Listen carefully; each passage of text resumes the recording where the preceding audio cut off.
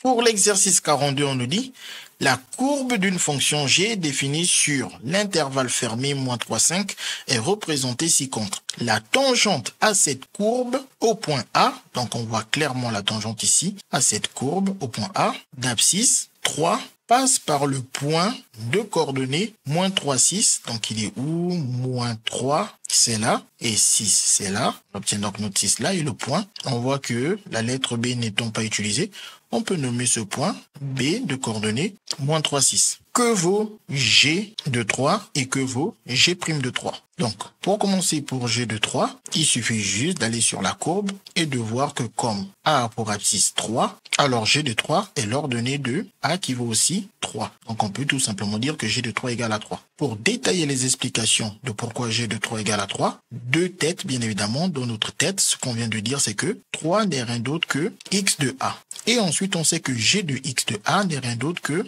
Y de A, car le point A, il appartient à la courbe de G. Et on sait que Y de A, c'est 3. Donc, dans notre tête, c'est ce qu'on avait. Et on a juste écrit G de 3 égale 3. Et ensuite, pour trouver G' de 3, il faut déjà savoir que G' de 3 est le coefficient directeur de la tangente à la courbe de G au point qui a pour abscisse 3. Donc, G' de 3 n'est rien d'autre que le coefficient directeur de cette droite. Donc, pour le trouver, on doit donc trouver le coefficient directeur de notre droite. On a deux possibilités. On peut utiliser une formule qui lie les points A et B en rappelant que une droite a une équation réduite qui est y égale à mx plus p. Et si cette droite passe par deux points A et B qui n'ont pas du tout la même abscisse, m est alors la variation des ordonnées sur la variation des abscisses.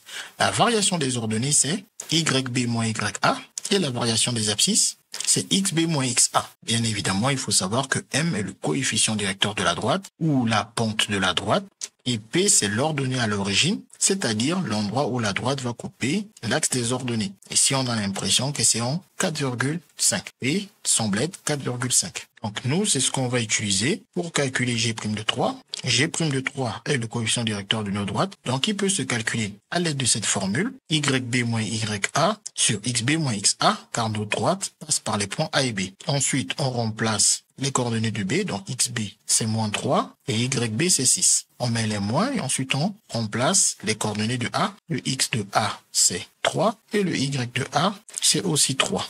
Ensuite on effectue les calculs. 6 moins 3, 3, moins 3, moins 3, moins 6. Puis on simplifie, ce qui nous donne moins 1 sur 2. Donc, le nombre dérivé de la fonction g en 3 est moins 1 sur 2. Juste au passage, il existe une façon plus rapide de trouver ce nombre dérivé à l'aide d'une simple lecture graphique. Il suffit de se déplacer d'un des points de la droite vers l'autre point de la droite, par exemple du point A vers le point B, en construisant un chemin via les côtés de l'angle droit d'un triangle rectangle. On peut par exemple faire ce chemin, puis remonter, et là on a bien un triangle rectangle. Et quand on se déplace vers la gauche, on lie négativement les abscisses. Donc on n'a qu'à compter de combien de carreaux on s'est déplacé. On voit qu'on s'est déplacé de 6 carreaux vers la gauche. Cela nous informe que le delta x, c'est-à-dire la variation de nos x, correspond à moins 6. Et de combien de carreaux nous sommes montés? On voit qu'on est monté de 3 carreaux. Cela nous informe que le delta y, qui correspond à la variation de nos y,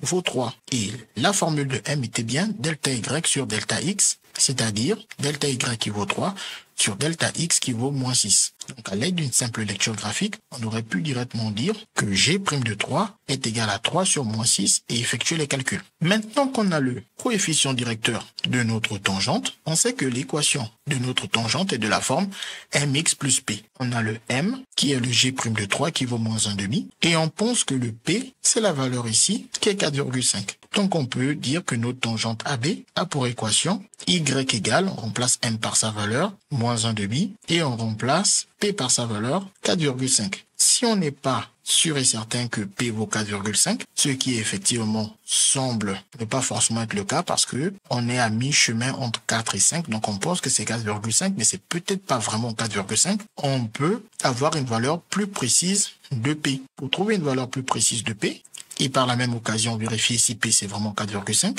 On repart de notre équation dans laquelle le M on a déjà trouvé moins 1,5. Et pour trouver P, il faut utiliser un des deux points de notre droite. Soit on utilise le point A, on met YA et XA et on effectue les calculs, ou bien on peut aussi utiliser le point B, on met YB et XB pour effectuer les calculs. Donc nous, on va choisir d'utiliser les coordonnées de A. Ici, la seule inconnue, c'est P, donc on va pouvoir trouver P à l'aide de cette équation. YA et XA, on sait que c'est 3. Et une fois qu'on est là, on met tout d'un côté. Donc attention bien évidemment ici, c'est uniquement le signe de tout le résultat du produit qui change. Uniquement le moins qui devient plus. Le signe du 3 ne change pas. Si vous avez du mal, commencez par faire le calcul. Moins 3 sur 2 et ensuite ce sera plus simple pour vous de voir que cela donne plus 3 sur 2. Et 3 sur 2, on sait très bien que c'est 1,5 et 3 plus 1,5, on obtient bien la valeur que l'on avait conjecturée par lecture graphique pour P. Ce qui nous donne alors la même équation pour notre tangente. Donc, si on a rajouté cette question en bonus, qui consiste à trouver l'équation d'une tangente, c'est parce que c'est une question super importante dans ce chapitre. Elle est tellement importante qu'il y a même une formule pour trouver l'équation de la tangente. Cette formule, c'est y égale à f' de a, facteur de x moins a plus f de a. Si on avait utilisé cette formule